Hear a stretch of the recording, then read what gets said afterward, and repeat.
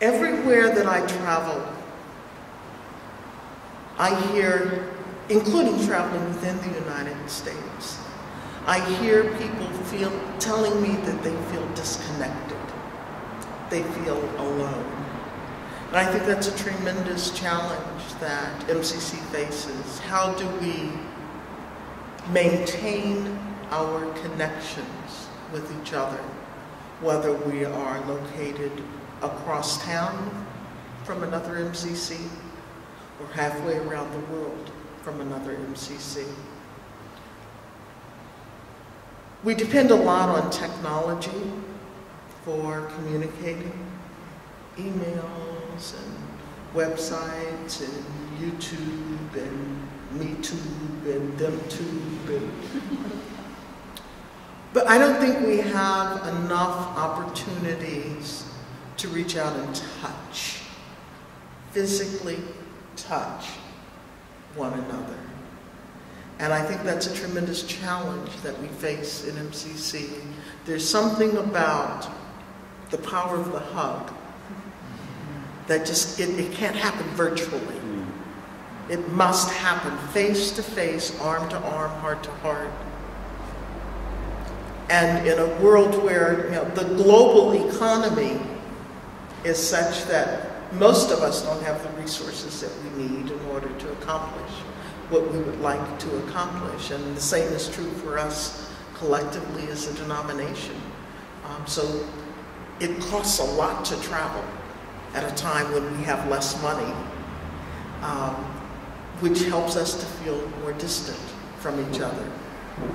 So the challenge for me is, from my position, to find ways to be as present with you, the people I serve, as I possibly can be.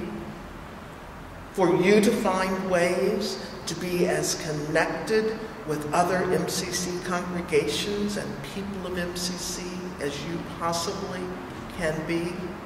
And that we all continually think not about what we need to receive, but think about what we have to share, and then to share it.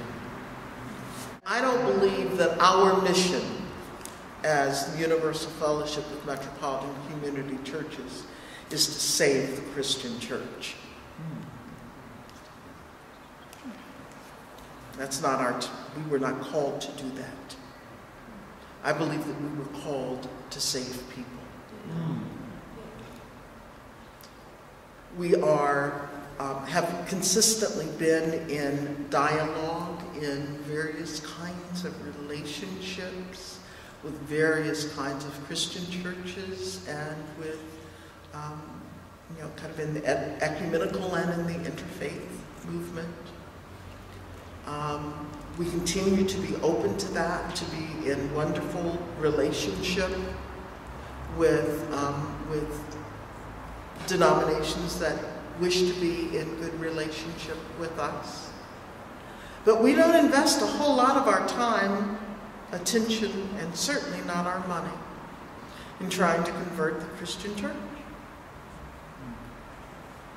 We try to build up the witness of MCC in all of the places where we are, so that the people who are so negatively impacted by most other Christian churches will know that there is a strong community that is open to them, that is welcoming to them, that is willing to embrace them fully, and through which they can experience the unconditional love of God.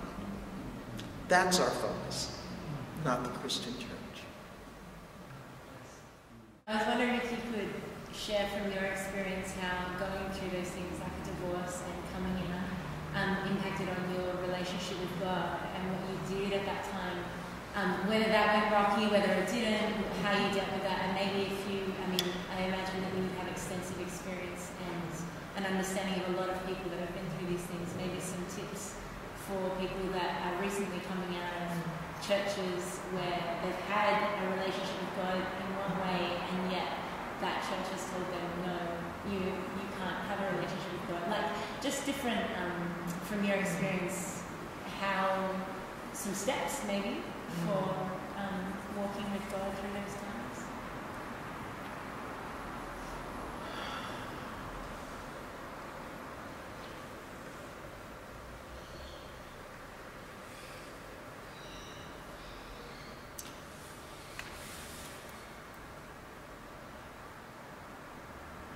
One of the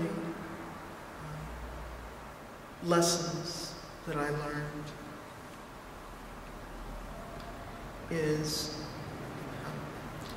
religion is for people who are afraid of hell. Spirituality is for those who have been there and survived. I'm a survivor. I've come to know that when you let go of other people's expectations of you, including the expectations that are imposed by religion, that you are then free to live into your own spiritual maturity. You are free to develop your own relationship with the divine, and it doesn't have to look anything like mine.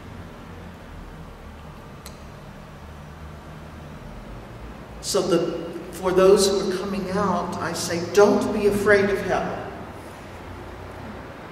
It's religion, Christianity is based upon fear of hell. Gonna burn. Gonna burn. The only thing I'm gonna burn are marshmallows.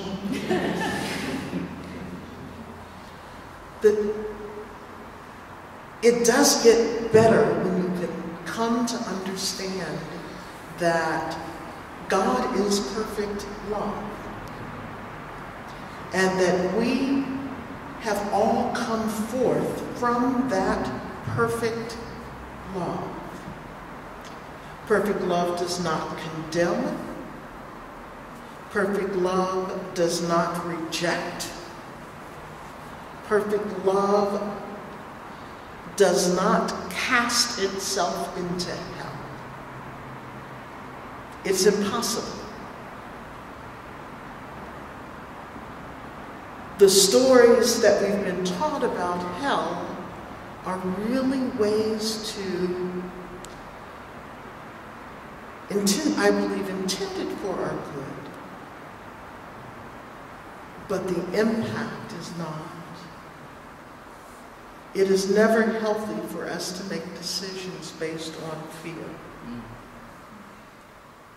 And yet, I know that when I was raised in the Baptist church, I was raised to be afraid of God.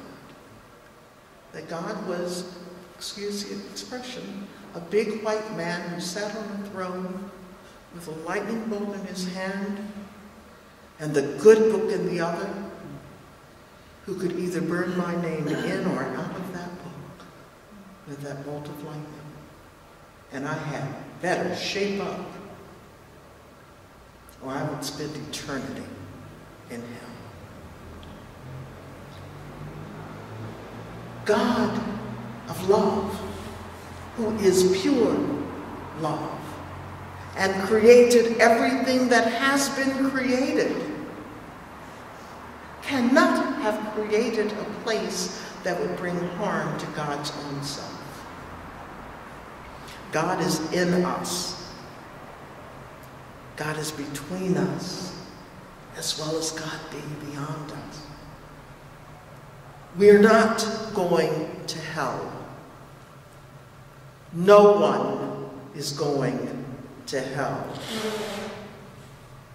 My understanding, what I have lived in my life, when I accepted the call to ministry, I remember it so clearly. It was on Good Friday morning in 1985. About 7 o'clock in the morning at the end of the sunrise service, I'm sorry, it was Easter morning, at the end of the sunrise service.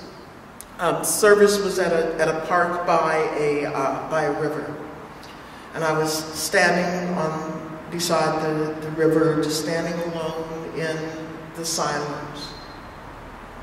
And I began to weep, and I couldn't figure out why.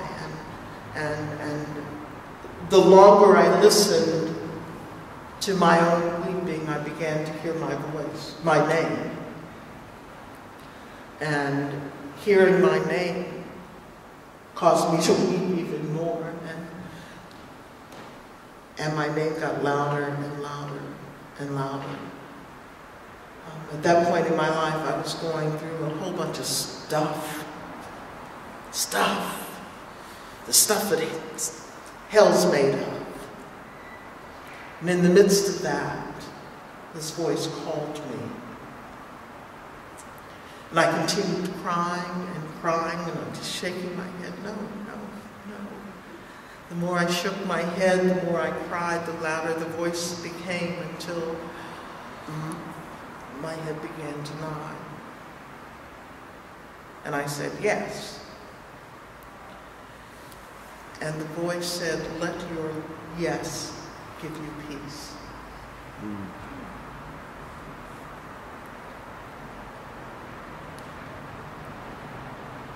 And so I say to those who are afraid of help, who are wondering whether it's worth it to come out, to run the risk of losing everything, to run the risk of hitting bottom,